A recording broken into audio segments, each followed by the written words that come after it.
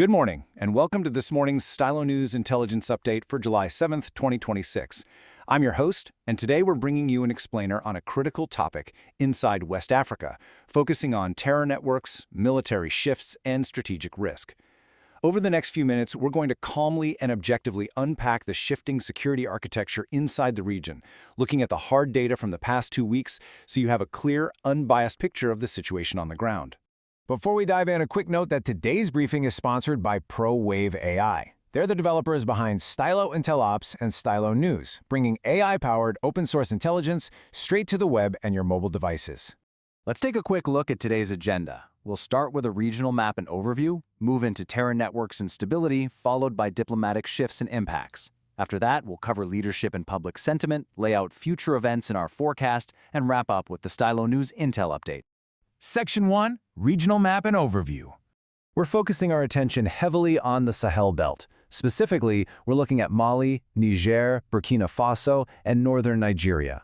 The data clearly shows this region remains structurally fragile. Right now, Niger is acting as the center of acute deterioration, experiencing a remarkably high volume of insurgent activity.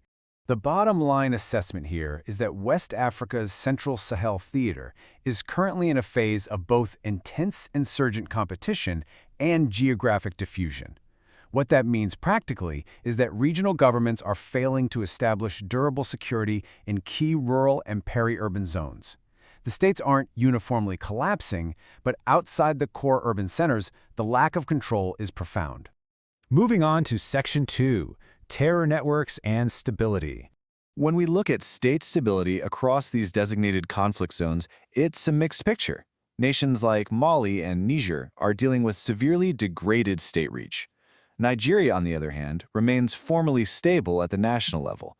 However, Nigeria is actively facing severe, multi-front insecurity in several of its northern and central zones, which is heavily straining its security apparatus. Intelligence points to a few major threat networks driving this insecurity. In Mali and Niger, JNIM and the Islamic State Sahel province are the dominant jihadist actors. Over in Nigeria, ISWAP and Boko Haram are still deeply entrenched in the northeast. We're also tracking Karawa, which is emerging, or rather re-emerging, as a significant militant actor in northwestern Nigeria, potentially acting as a bridge between local banditry and transnational jihadist expansion. It's critical to understand that the competition between JNIM and Islamic State factions in Niger is actually accelerating the violence, not containing it.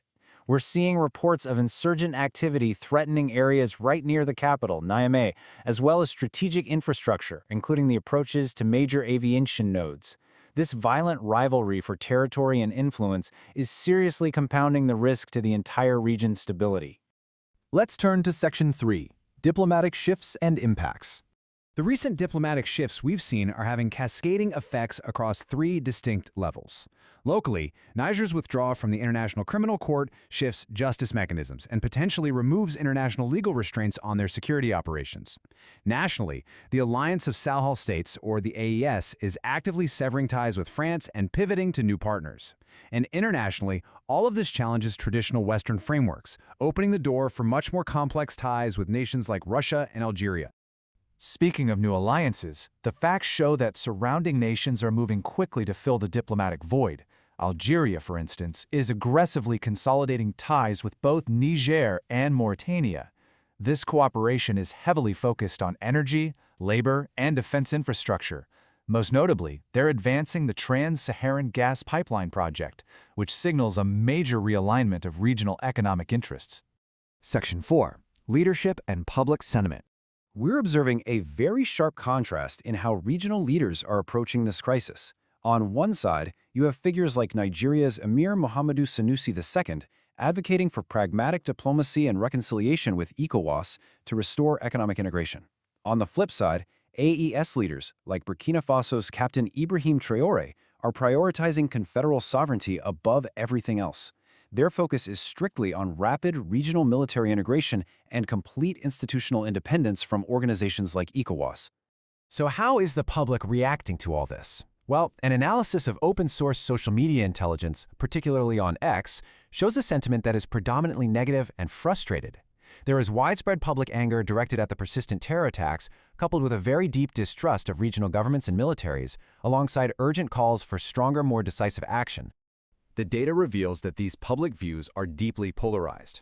On one hand, you have a very strong anti-imperialist sentiment, with people vocalizing support for local military autonomy and the expulsion of foreign forces. But right alongside that, there is severe alarm and criticism over the governance failures that have allowed these multi-front terror assaults to persist and spread further into territories like Nigeria. The public wants autonomy, for sure, but they are deeply troubled by the escalating violence. Let's move to Section 5, Future Events and Forecast. Based on our current intelligence estimates, we're forecasting three primary events in the near term. First, expect to see increased insurgent probing and militant encroachment along the Niger state axis, pushing closer to the Nigerian capital of Abuja. Second, look for accelerated violent clashes between JNIM and Islamic State factions across Niger. And third, we anticipate further formalized institutional integration of the alliance of Sahel states' parliaments and military commands. Ultimately, when you combine these factors, they create a persistent and growing threat envelope. Our objective assessment is that the risk to official travel, international diplomatic operations, military advisors, and strategic infrastructure remains elevated and is actively rising across the central Sahel and northern Nigerian transit corridors. Finally, Section 6, Stylo News Intel Update. Today's explainer has been powered by Stylo News, your AI-powered open-source intelligence platform. By pulling and normalizing data from hundreds of sources globally in real time, Stylo News provides you with the unvarnished facts you need to understand these complex geopolitical shifts right as they happen. We'll leave you with a final strategic question to consider.